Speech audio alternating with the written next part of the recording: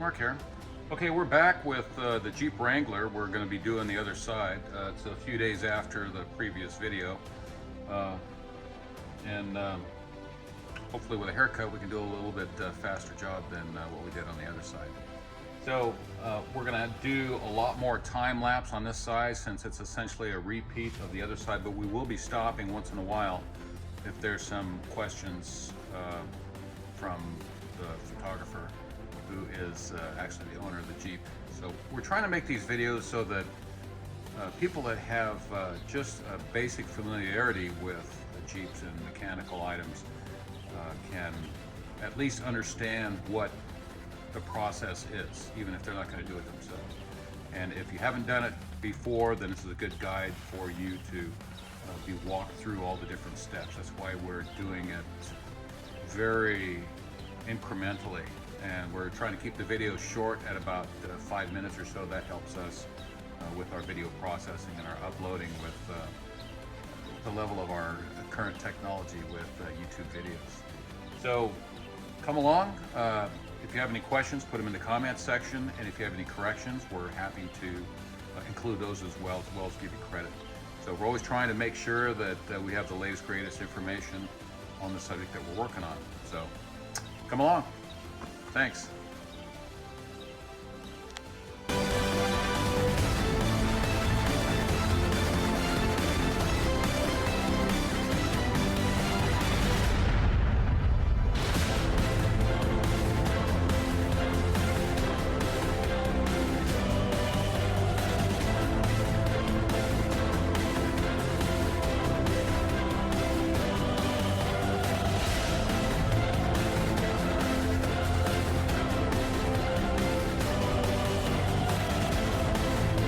Okay, we're back with the front end disassembly for the purpose of changing the front drive shaft U-joint. Once again, this is an abbreviated version for people that are a little bit more well versed on it, or have done the other side, or just want something that's a little bit faster. So the process is pull the wheel off, and then pull the disc brake caliper off and hang it by a wire. The two bolts that are holding the caliper on are 12 millimeter head bolts, and we like to take these and run them over to the wire wheel so that this portion has got really, try to get it nice and clean, get all the rust and the rest of that stuff off of there. And then we put some anti-seize on there on the way on.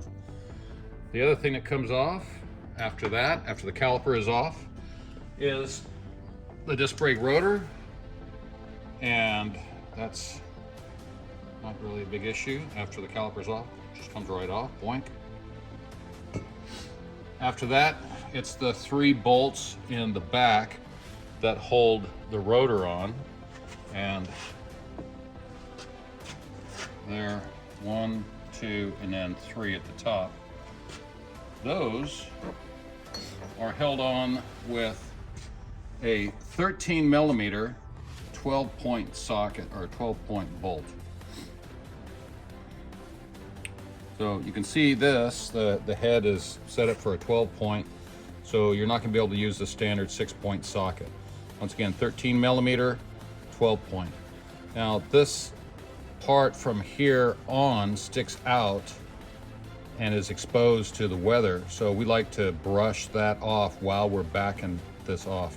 Sometimes that'll take a half-drive breaker bar to break those loose, and we'd like to rock them back and forth a little bit, because if they haven't been out in a while, then they can get stuck. So just make sure you turn it the right way. Remember that they're reversed from what you're normally used to looking at. Normally you look at a bolt like that, but these are in here like that. So it's always righty-tighty, lefty-loosey. And so we also like to take these and run them over to the wire wheel and clean all of that surface, especially the edge. And we've already hit that with a wire wheel while we're turning that out, so that we don't run any of that crud into the holes. So wire wheel those, or wire brush, and then hit them with some anti-seize. So there's 3 of those, by the way.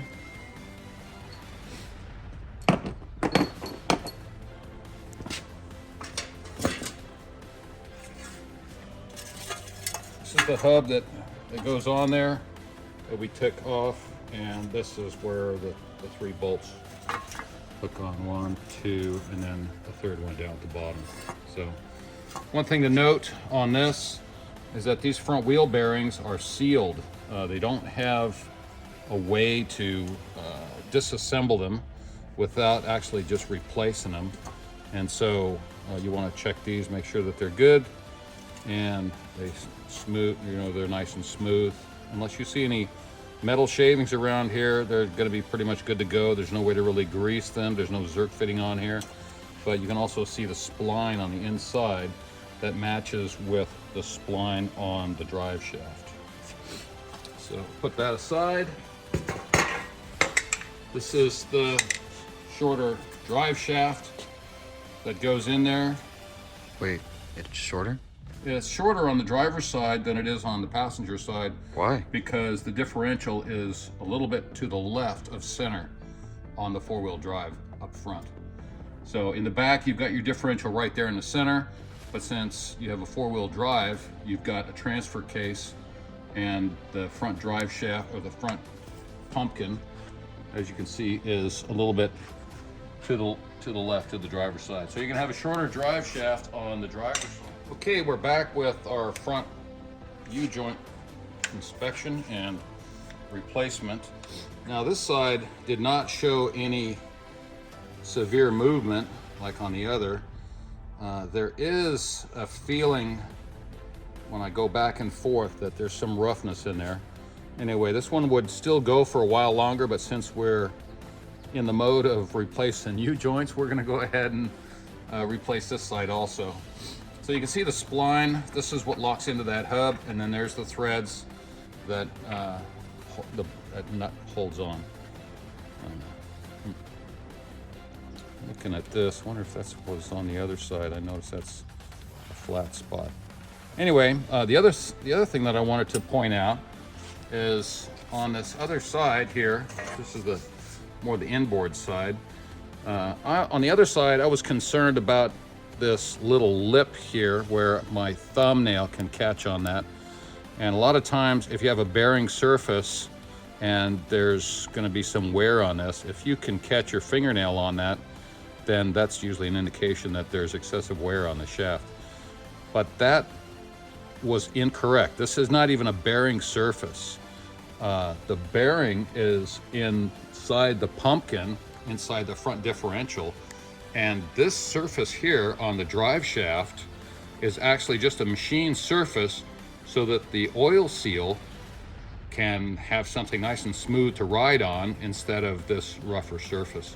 So when you're inspecting this, you just want to make sure that these splines are in good condition, that they're not twisted or bent. There's an incredible amount of torque on these front drive shafts. And so when you get them out, take a good look at them.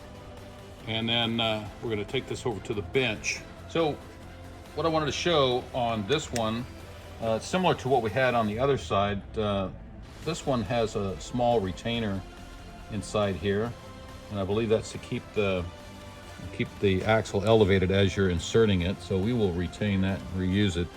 But this side has a lot more crud on the inside. You can just see this buildup of road dirt and the rest of that stuff.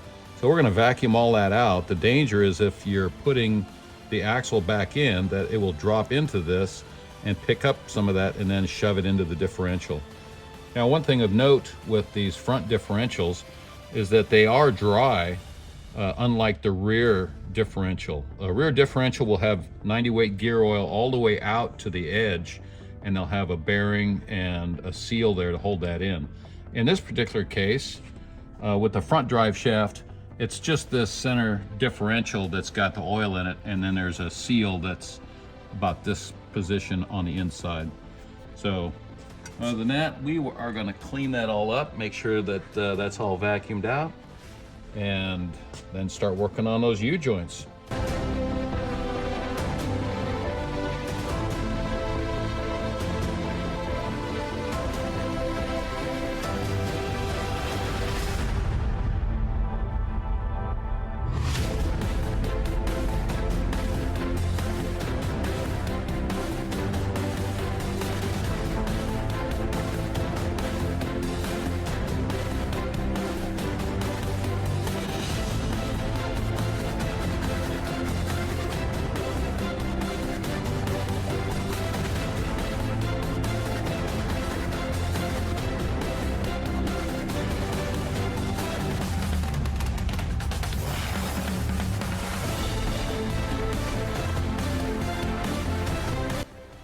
Okay, this one was a little bit more stubborn, and as you notice, if you watch the last series of videos for the passenger side, is this side we only used the hammer method. We don't have that crest. We had to return that.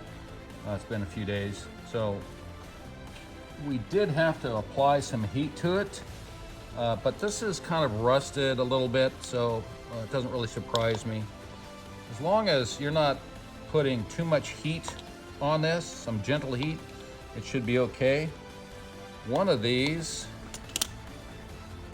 if it's cool enough to pick up, barely. So one of these looks pretty good inside. I mean, it's shiny and there's no evidence of any kind of rusty powder or anything else like that. So hopefully you can see that. But the other side, this one is starting to definitely show its wear. So I'm glad we did this. This one is still a little hot, but hopefully you can see inside there how it's a little powdery. It's definitely not lubed up. So this one would have followed suit as far as breaking down in the near future. So that's pretty much it. One person that I showed this previous video to, he recommended using steel instead of the wood blocks, and that's great if you've got some steel, but if you're do it yourself, it might be easier to get some 2x4s, or like we have here, 4x4s. They will get tore up from beating on them, but this is also the kind of thing that will allow you to not go out and have to buy some steel. So we're gonna wait for this to cool off a little bit, and then we're gonna go ahead and reinstall it with the hammer method once again.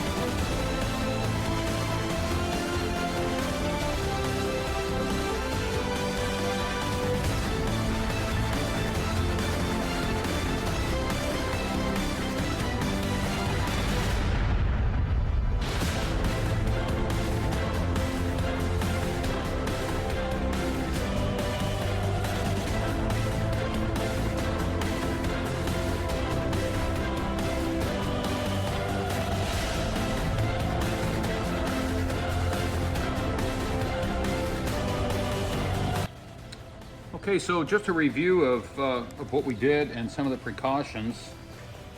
We let that time lapse go for the last video just to show you some of the real-time stuff, how it goes. So there was an issue where I had to take this back off because it just did not feel quite right. And on this side, it's still just a little bit tighter than I like. But I made sure that all of those needle bearings were in there correctly. That's one reason I took that apart. And anyway, maybe this yoke is slightly collapsed or something else like that. I'm not sure. This side feels a lot better. really like that. We are going to let that go. But the name of the game here is when you are driving out this one, for example, you have to support underneath on both sides and make sure that there's plenty of room for this to fall through. So that's what we're doing here, is we're supporting either side of the yoke. And on this one, we definitely don't want to hit this piece. That could cause a problem with the way it fits in there. So when you're driving this one out, of course, you got to make sure the C-clamp is out, and you hit it right there, bam, and then that will force this cap out. And it's the same thing in reverse. You want to make sure that these needle bearings are going to be in place. So what you do is you drive one of these caps in after this cross is already in there, and then you make sure that the cross is firmly seated in the cap. So this one would be out, and then you want to float this axle, this part of the yoke, out just a little bit so that the cross can engage those needle bearings. And you're essentially trying to ride the needle bearings, make sure that they're lined up on both sides, and then boom, pound that. It can be a little bit tedious, especially if you think that one of those needle bearings fell over. But if you have to do it a few times, then that's what you got to do. Otherwise, you're going to have problems down the road. So this one looks pretty good. At least it's as good as it's going to get for now. And once again, I like these Spicer U-joints. I think they're really good. And as you see, like we mentioned before, there is no way to lube these.